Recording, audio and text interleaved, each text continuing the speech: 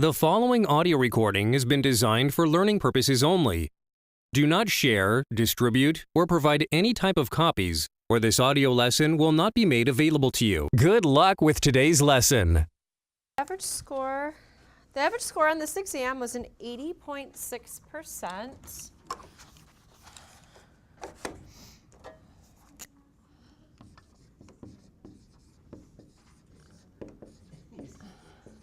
For exam number 1, the average was 83.9. So you can tell it went down just a little bit. The main reason I believe that it went down, most scores were lower than the first test, although a few were higher. It wasn't across the board. Of the exams that were taken in class on Thursday, I seem to notice maybe some lower points earned on the short answers. So what I think that is that I think that is crib sheets. And I think so when I looked at crib sheets, I saw a lot of crib sheets that had definitions on them, and only definitions. So only definitions gets part of the job done, but it doesn't get the whole job done. So one of the things you want to remember about crib sheets is you start with that study guide. Once you have that study guide, then you make that into a crib sheet, and that's really what goes on it. Definitions are only one part of that. So if that's confusing and you would like some more information on that, let me know. And I'm absolutely happy to discuss that further with you. I know in a couple instances, I looked at the crib sheet, and the information was on the crib sheet, but it never made it into your short answer.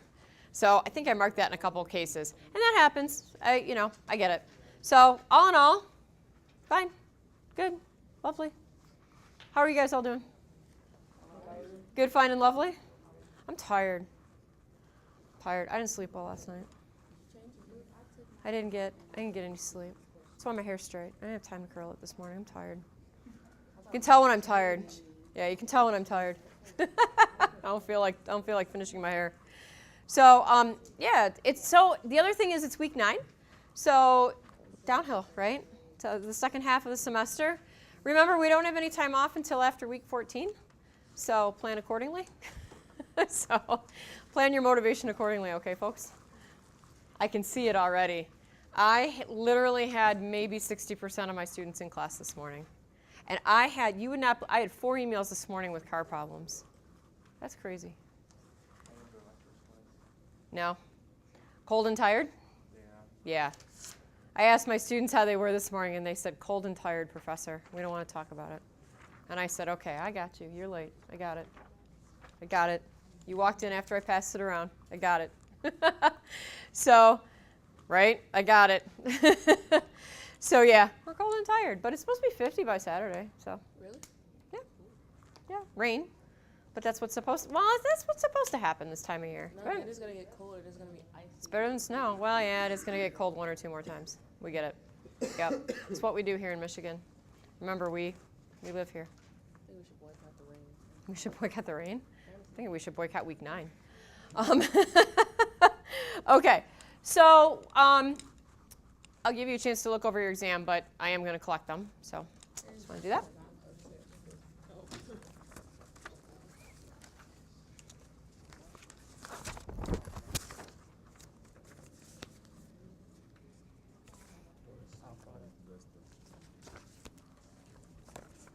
Thanks.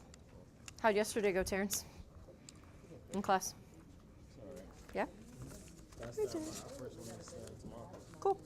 Heard lunchtime might work better here, and then dinner time might work better over in RS&T.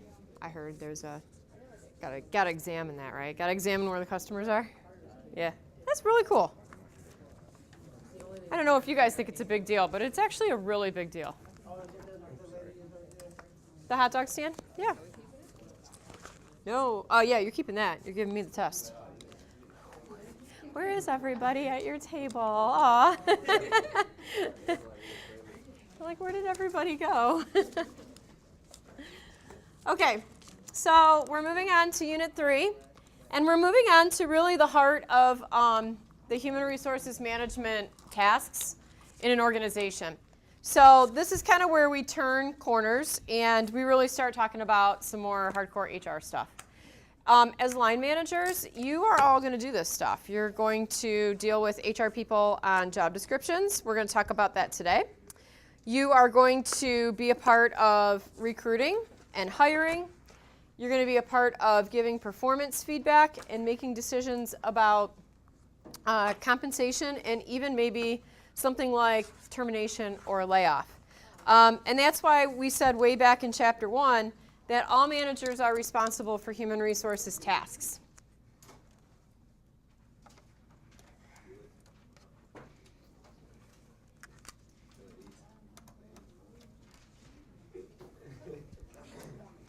All right, you gotta let me in on the joke. What's so funny over there? He told me he asked for the iPhone charger, and I told him I don't have an iPhone, and he asked me why was I here. Oh yeah, It's like an ID. There are competitors in the marketplace. iPhone is actually losing market share. Unthinkable a few years ago.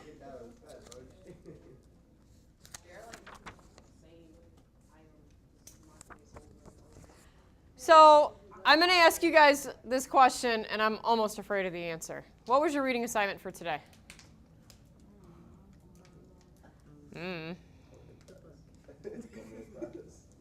So is it pretty safe to assume that nobody did the reading assignment? And is it pretty safe to assume that nobody knows that there was an additional reading assignment for today other than the chapter? Everybody's like, what? All right. So may I borrow your book? Yeah. Thank you. I just want to turn to the end of Chapter 4. So at the end of Chapter 4, there is something called an HR in action case. I'm so sorry. I'm totally taking over your book here. It's at the bottom of page 117. It's the HR in action case incident 1. It's called the Optima Air Filter Company, and it is about the flood. I want you guys to read this, and then I want you to discuss. There are just two really, I'm sorry, I'm going to turn your page one more time, and then I'll let you have your book back. There are two questions that appear at the top of page 118, so it does continue on to the next page. Once you've read the case, I want you to discuss your responses to those two questions as a group. Ready, set, go.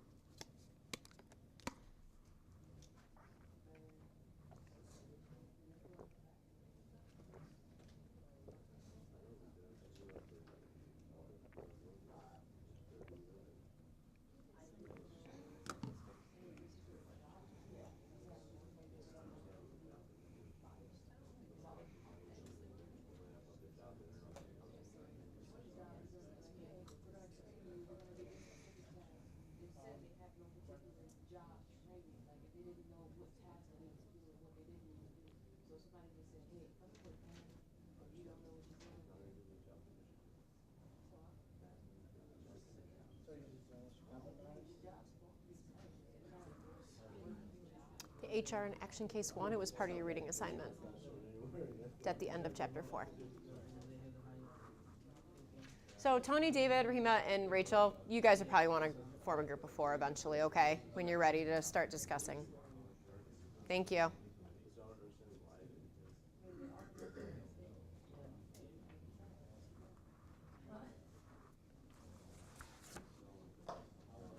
So David and Davide, are you guys okay? Group of 2, it's informal.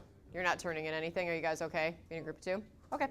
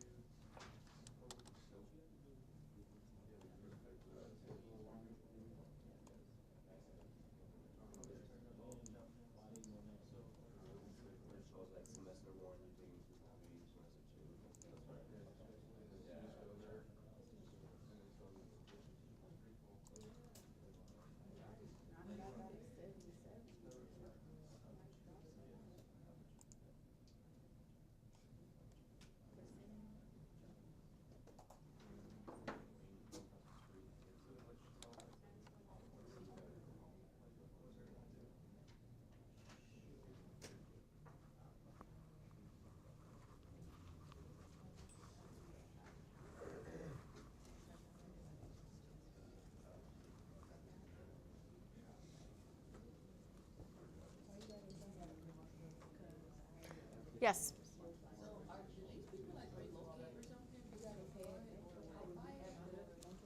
They can't come in because there's a crisis. So some of the employees aren't working because they are tending to their flooded out homes, right? So some employees are not able to make it back into the company. So we have to hire workers.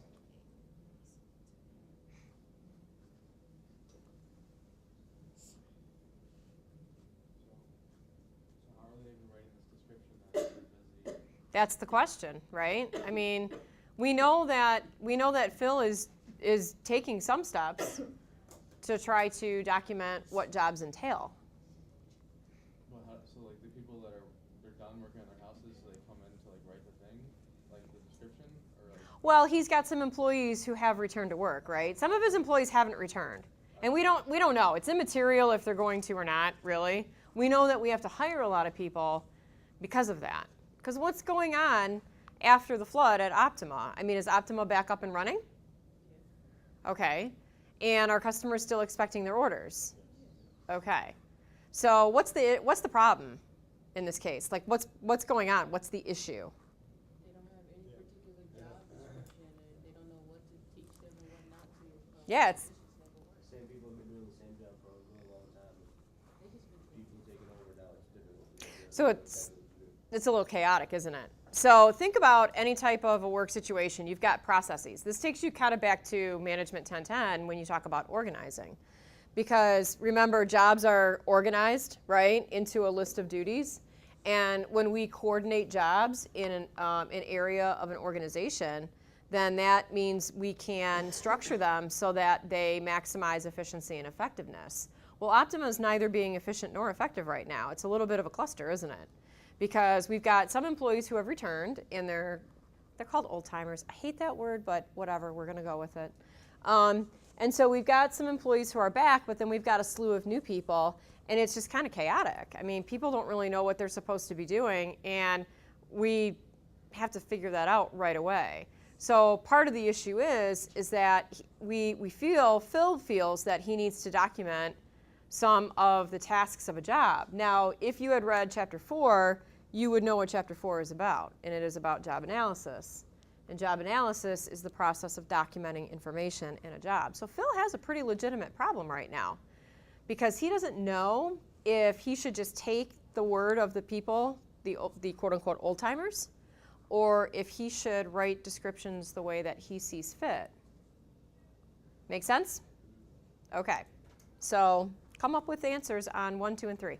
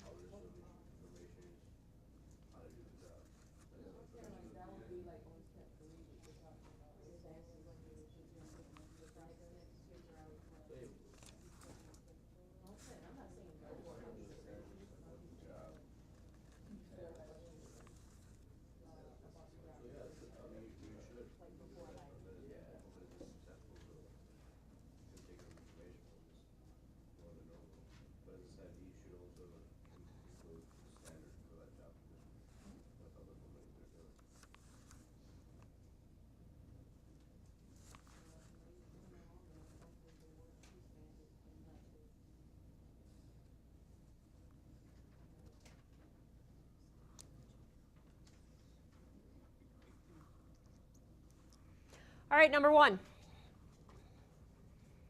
Should Phil use the information that his existing employees have given him, or should he write new descriptions the way he thinks he should?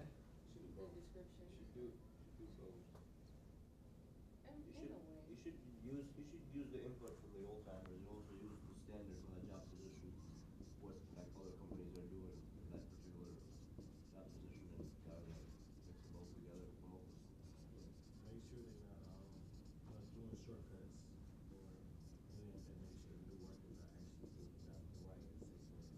Okay. I'm saying it's not gonna always be too standard, like they're gonna have to make like little tweaks and stuff, like they may not have these necessary tools, so. So we should do both because we would at least start with the information from our existing employees, compare that to maybe something a little bit more objective or our own experience. And from what I've heard, that helps us ensure that we have accurate information, which is necessary for training, which is a big job that we have in front of us. Who said that they should go with what the old timers are saying? He should follow their lead. Who said that he should write his own and completely ignore them?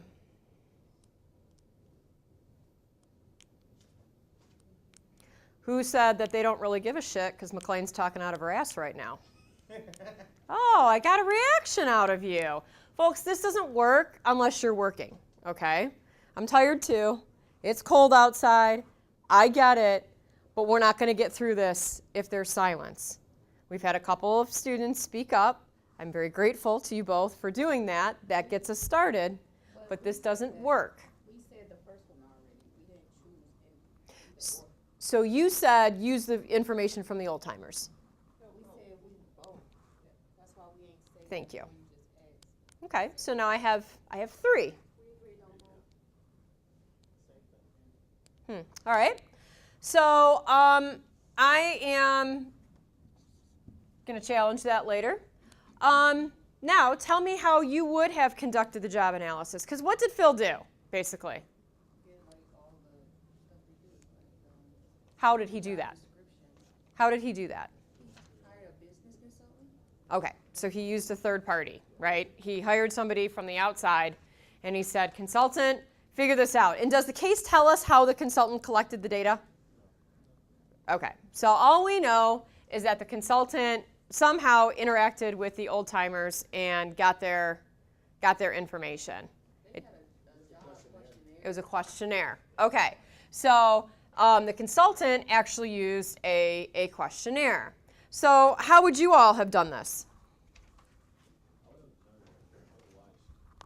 Why? That way I can see it along the lines what's going on. How do you think that makes it better than the questionnaire?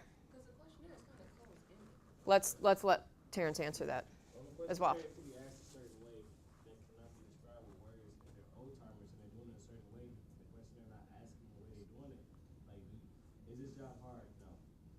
Where's the but? They don't have a chance to rebuttal or to actually say exactly what they're trying to do or what they're doing.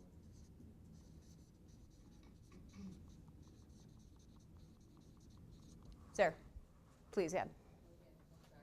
That's okay. That's okay. I know you're like, ah. So let's continue on with that. I want to hear from you.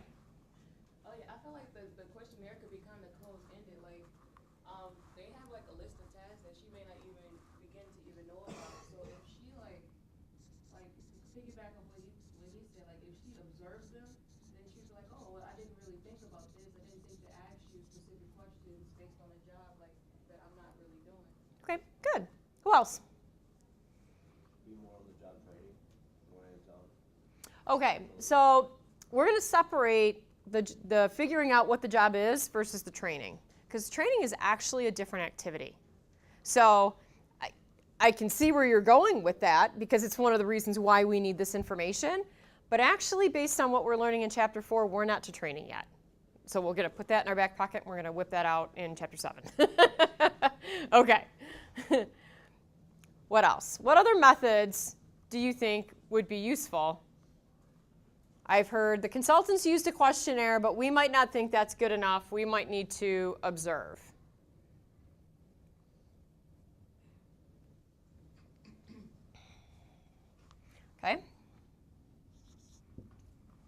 What happens next?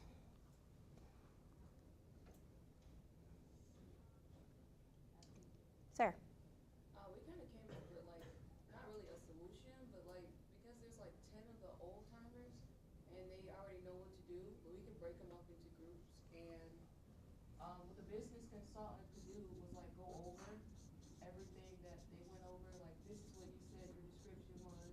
And after like some observation and everything, then they can learn like which tasks to assign to certain people. Even if they learn everything in like small parts, they'll be broken up into groups. But I think like before then, they can probably go over everything and make sure that the old timers are doing everything to standard. Okay. So to paraphrase that, we might encourage interaction between the consultants and the employees to maybe iron out some of the differences that we see and maybe get to one job description.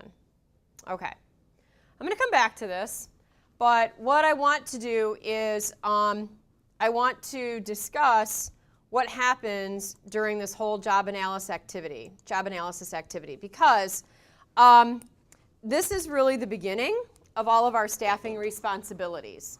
So Unit 3 is about staffing. Remember, we're here as line managers to find and keep good people and keep them engaged. So we're going to start at the very beginning of that process. It's like a timeline. You got to know the information for the job. Then you can recruit for a job opportunity. Then you can interview or you can select candidates. You can run selection procedures, tests to hire candidates. And then you can move on from that staffing. You now have somebody on your staff, okay? And that gets us to a different HR activity. So we have what's going on at the Optima Filter Company, and we are beginning now the talent management process. Talent management is about finding and keeping talented employees who are skillful, employees who have the qualities that we need to do a good job. Remember, this is primarily our activity. Even if we don't do it ourselves, we do it in coordination with the HR department. And if we don't find good people, we're not a good manager. So that's all there is to it. It's one of our most important activities that we undertake as a line manager. The only way that we can start this process is to have a very good, firm, detailed knowledge about what each job entails in our area. And as a matter of fact, the HR department is they're pretty religious about this. They want you to make sure that that documentation is up to date, which it never is, but we try our best. Okay, and that's called the job analysis process. The process that we use to collect job information is what we call job analysis. We use it for everything, as you're going to see in just a minute. So I actually encountered this extremely early on in my human resources career. My first job out of college was an HR generalist. And I was a staff level employee of the HR department, and I was actually the first formally trained HR person that worked in my organization. I was the first person with an HR degree that they had ever hired to work in the HR department. So I get to my company, and I'm pretty excited, and one of my first problems to solve was employee turnover, which is a pretty common thing. A lot of organizations like to reduce turnover. They don't like it to be too high because that's an indication that they're not keeping good people. And so like most managers, they say to the HR department, hey, can you help us fix this? And I said, sure. Can you tell me about what it is you do to find and keep good people? And they kind of shrugged their shoulders, and they were kind of like, well, we do our best to see if there's anybody who wants to come work for us, and we have a little discussion with them, and we hire them, and we put them in on-the-job training, and then we throw a paycheck at them. And if it all sticks, it's good, and if it doesn't stick, then we kind of just chalk it up to its turnover, and we don't really know. Like, we're not really sure. And I was like, okay, well, that's not helpful, because if we don't know what we're recruiting for, if we don't know who we're supposed to be hiring, if we don't know how we're supposed to train them and give them feedback, we're probably leaving a lot of this to chance. And as a matter of fact, they were. And so a lot of managers at the branch locations didn't use the same hiring process. They didn't even have jobs that were consistent. A customer service job in one branch would be different than another customer service job at another branch. And I was like, all right, we can't do that. That's not okay. We're competing for talent, and we have to make sure we're a little bit more unified in our approach. So what we did was we adopted what was called the talent management process. We stated what some goals were. In this case, we set a goal for reducing turnover, and we could only reduce it. We aimed our first year to reduce it by a few percent. We wanted to go through and make sure that we were consistent across the bank. So a branch manager at one location used the same information that a branch manager at another location did, just so that we were consistent. So that way we could help our employees understand what their jobs were, hire them correctly, train them correctly, give them feedback correctly, and then reward them or pay them correctly. Okay, so we try to coordinate everything along that whole line, along that whole lifespan of an employee, and that was what we considered to be our talent management process. So the first thing I said was, great, you guys buy into this, I'm all for it, let's work to reduce turnover, give me your job descriptions. And they were like, what? They didn't have any. Like, they didn't have any. And if they had anything written down about what a job was about, it was completely informal. And I was like, oh, okay, now I know what we're dealing with. And so we quickly discovered that we needed to use the job analysis process. We needed to detail, document what duties each job required, and hence the skill and the qualities and characteristics that were required, because that was going to help us with a lot of things, including the type of person that we should hire. Okay? So job analysis is a process where we gather data about the job duties, skills, and qualities that are required for that position, and then we document it. It becomes the basis of pretty much everything that we do in the HR department, and our managers, fortunately, grew to really rely on the information in the job description. So the job analysis process sort of is about several things, okay? So what are we trying to do? Well, what we're trying to do is we're trying to get a handle on what each job entails. Those are the work activities. A customer service rep, for instance, at a bank would greet customers and process, what we would consider to be, very day-to-day transactions. You'll have to forgive me, this was several years ago, back before, electronic banking. So we would process, customer service reps would do things like process deposits and withdrawals, and people still paid bills at the bank back then, so I know this is a little outdated. But we took a list of everything that people in that job were responsible for. And if you think about the job that you do today, you work today somewhere, you have a list of activities, a list of tasks that you're responsible for. And that's your job. And so that's what we set out to gather. We then said, okay, what behaviors are necessary in order to complete these tasks? So for instance, if we were interacting with customers, what types of behaviors do you think would be necessary? Somebody that could actually interact with somebody who's professional, right? Then we said, okay, well, what type of equipment or technology would the person in this job use? So what do you think a customer service representative uses when dealing with customers?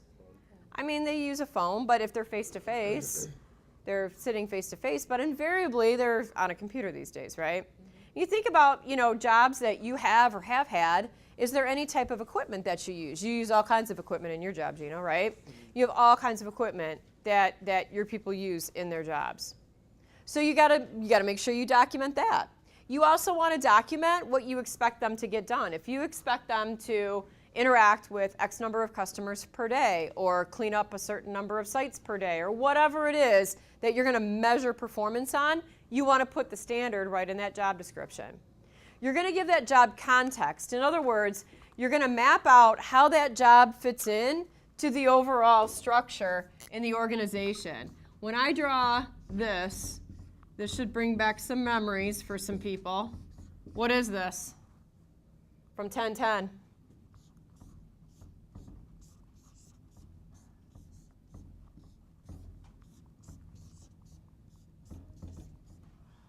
What is this? What do we call this from 1010?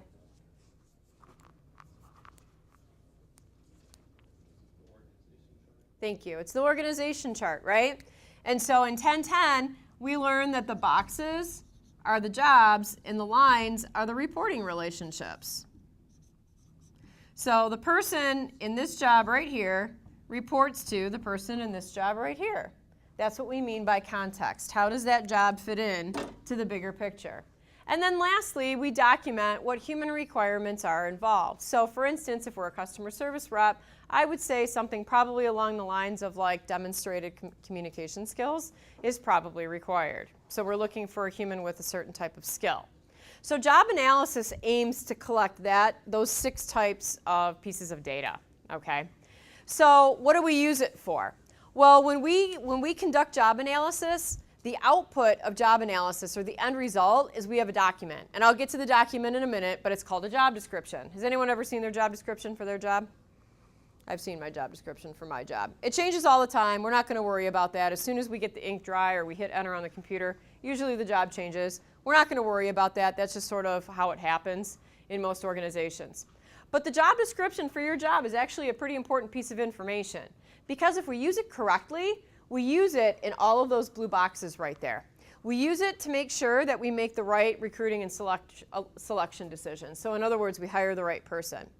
We make sure that we use it as proof that we follow EEOC regulation. And this is something that's really important when we're doing things like hiring and firing and deciding who's going to go to training and get promoted, because remember, those decisions have to be objective. And if they're not objective, we're going to be accused of being discriminatory in an unfair way.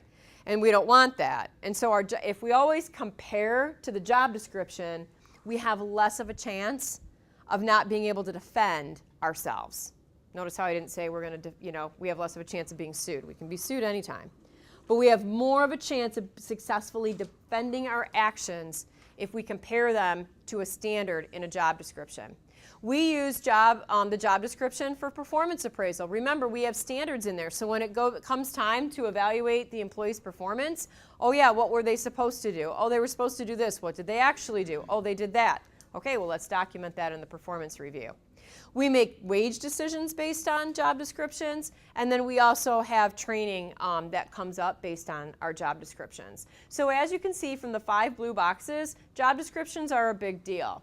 You should want to have them updated. You should want to participate in the job analysis process as a line manager. Your HR people find these documents to be exceedingly important. So if you go to them and you say, hi, I have a job opening, I want to hire somebody, they're going to say, all right, they're going to whip out that job description. They're going to be like, all right, let's start here. Is this accurate? Okay? So you want to be a good part of that process. Now, when we conduct a job analysis, it's made up of several different steps. And each of the steps is actually really important given our situations, given the various situations. Now, the first thing we have to be clear on is how we're using the information. When I was at the bank and we decided to conduct job analysis, we were using it to set a base of job information that didn't even exist in the organization. So we were starting from scratch. Why or how is this information at Optima going to be used? When Phil collects his job analysis data, how is he using it given what we know about the case? He's going to use it to help the new employees, right, become familiar with their jobs. So we want to be really clear on how we're using this information. So we did that. The next thing we did was we collected any existing data that we had. So I went around to various managers at the bank and I said, do you have anything? It doesn't even have to be a job description, but do you have anything written down just so that you could keep it straight about what your employees do? And a few people did. So we took any of that background information that we had already and we used it. Then what we did was we started to document what jobs we were going to analyze. And I know it sounds a little odd, but you don't always analyze every single job in a company. Maybe the first time out you have to, but a lot of times you don't. You only pick certain jobs. Once we figured out what jobs we were going to analyze, we literally went through and collected and analyzed data. So that's what Phil did the first time when he asked the consultants to interact with the existing employees to get information about what they did. I met with every single branch manager. I met with probably dozens of employees. It took a really long time to collect this data, but it was worth it. Once we collected and analyzed the data, we actually verified it. So I heard a few of you say, well, we want to verify that what we got in one setting is actually accurate, so we want to take on another activity to confirm that it's the right data. And that is actually a very good thing. We want to verify this. Once we verify it, we're actually going to produce the document, which is the job description. Now, just as an aside, your authors are very clear on saying that you're going to write a description and a specification. I'm here to tell you that nobody does that. I don't know why your authors insist on keeping these two documents separate. So your authors call it a job description and specification.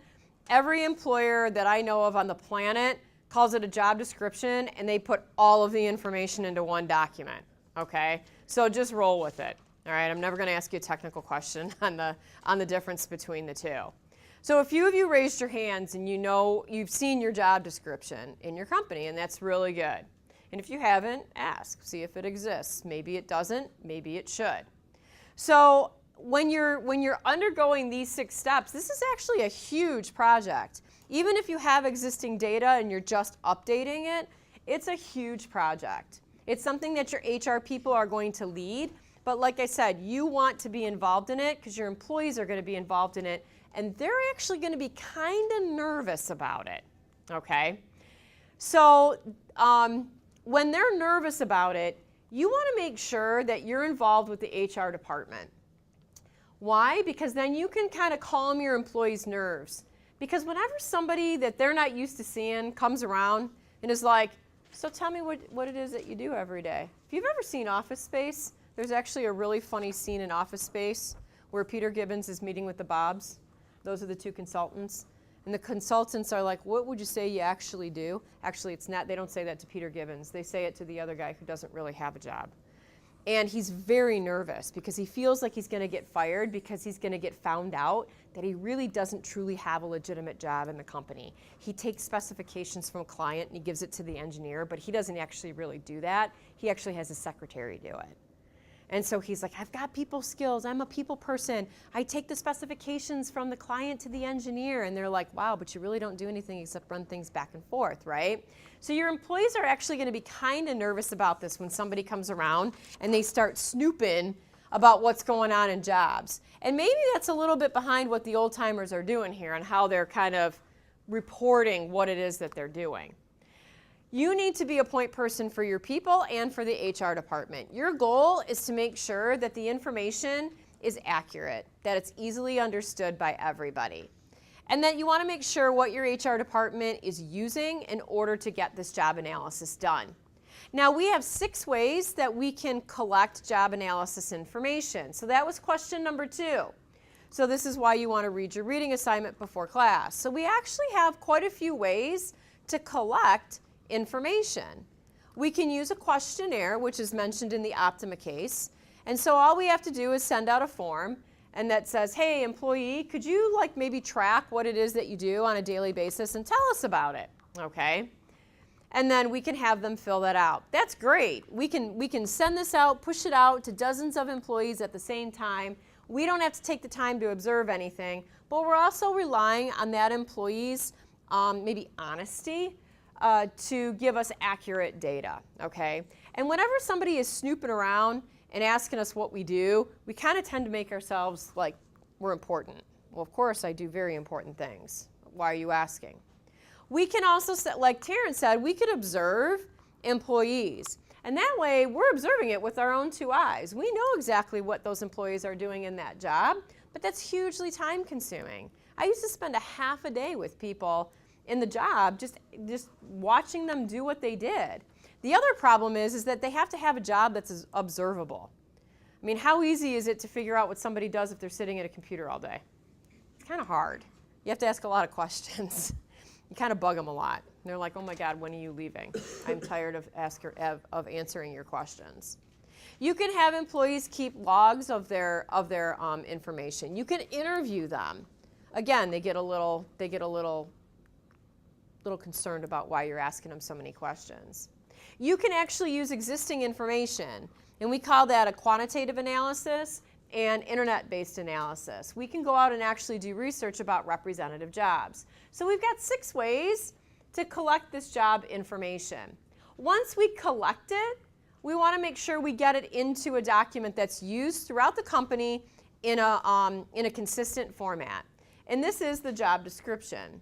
Now, these are always electronic in organizations. They're held in a database. You might even see them given your system, whatever it is that you use. The job description always contains the same type of information. So at the top, it just contains a bunch of identifying information. This is the job. This is where it belongs. this is what division it's a part of, this is what department it's a part of, this is when we wrote it, whatever, okay? Just kind of the name, rank, serial number of the job.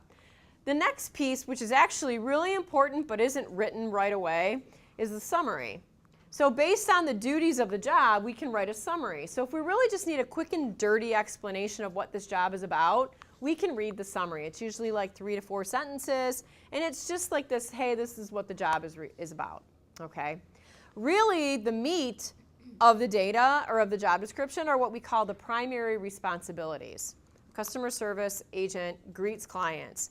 They answer inquiries, they look up information, they process transactions, they help clients solve various problems. So we would see literally a bulleted list of these duties. They typically go from most important to least important, or done most often to done least often. And so we have that list of duties there. You can see in the example in your textbook that they go through and they sort them into categories. Great. Some employers do that, some don't. It doesn't really matter, okay? Now, like I said, your authors say that they write job specifications as a separate document. We actually don't do that. What we would see is right under this primary responsibilities list, what we would see is we would see a list of characteristics and qualifications required for the job. And that's where the that's what your authors call the job specification. So in other words, we would see on that list for a customer service representative educational requirements, prior experience requirements, technical abilities, maybe interaction skills, things like that, the ability to. Why do we need that? Well, because when we go to recruit, we only want to recruit people that are possibly eligible for the job, exactly. And then when we go through our selection procedures, we want to compare that candidate's actual qualifications to what we need in the job. So just one more time for clarification, your authors call it a specification. The rest of the world just puts it right at the very end of the job description. And as a matter of fact, when you write a job description in the near future, that's exactly how you're going to do it too. You're just going to put it all into one document. So this is also an opportunity to talk about employee engagement, which is a recurring theme throughout our course. So a lot of organizations will also include in their qualifications characteristics of individuals that they are looking for to help them ensure that they hire and retain engaged employees. And so they'll actually add that to their list. I see a lot of job descriptions contain specification information of, the person in this position is an independent problem solver. Okay, the person in this position is a team player, a successful team player. Okay, and we would see that type of stuff listed on a job description. Okay, so going back to Optima, why is Phil having to do this?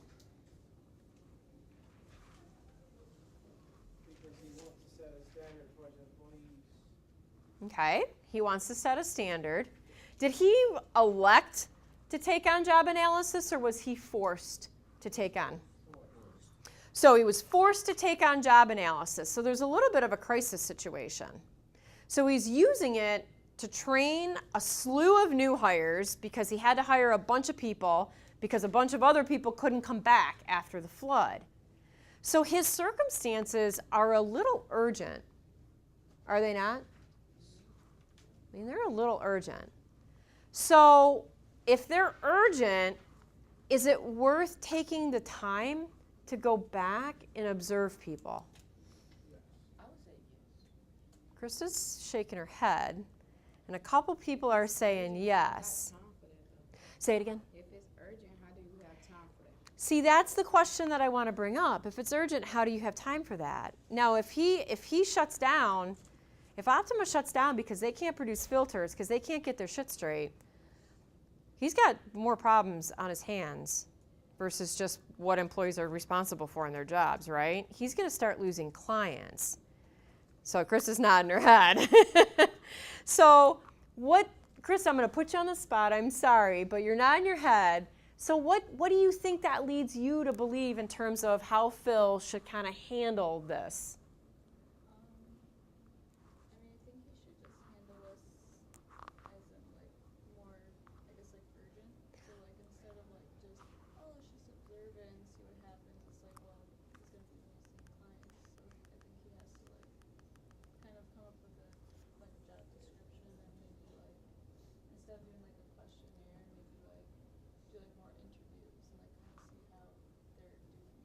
Okay. So Chris's comment revolves around he needs to be more maybe directive in how he handles this, because while he has some good information, he needs to make decisions, and he's responsible for making these decisions. So when he's collecting this job analysis information, we have information from the questionnaire, but we sort of know what needs to happen because we're the boss and we need to train a bunch of people. And so we need to really get this information documented quickly, which would lead us to some other methods versus maybe what we said at the beginning. So paying attention to really what we're using this job description information for in this case is exceedingly important. He's running out of time. He may take those questionnaires and he may add some internet-based or some quantitative type research to putting together his job descriptions. He actually might make an executive decision, and he might say, based on what I see, how the line is set up and who we have on staff, we need to set up production in this way, so this is how we're going to chop up the work into jobs. Because he's got to get back up and running yesterday. Absolutely yesterday. How is he going to handle that with the staff then, do you think? Maybe rotate them? I think eventually he probably could. I'm not sure. I'm not convinced out of the gate that he could rotate employees and jobs yet. I'm not sure he's to that point. I think that could really help with motivation in a tough situation, though. But I'm thinking maybe that comes a little bit more down the road. But that's a good idea. What else could Phil do, like, right now? He's going to be more directive. Maybe on-job training, like make sure they can do it, to learn the job and be able to do it right then and there. I think that is the what. I think the other what he needs to do is he needs to say that. Because I think we're kind of like, well, yeah, he needs to do what he needs to do. But remember, he's got people reporting to him. He's got a facility where he's got to get people producing.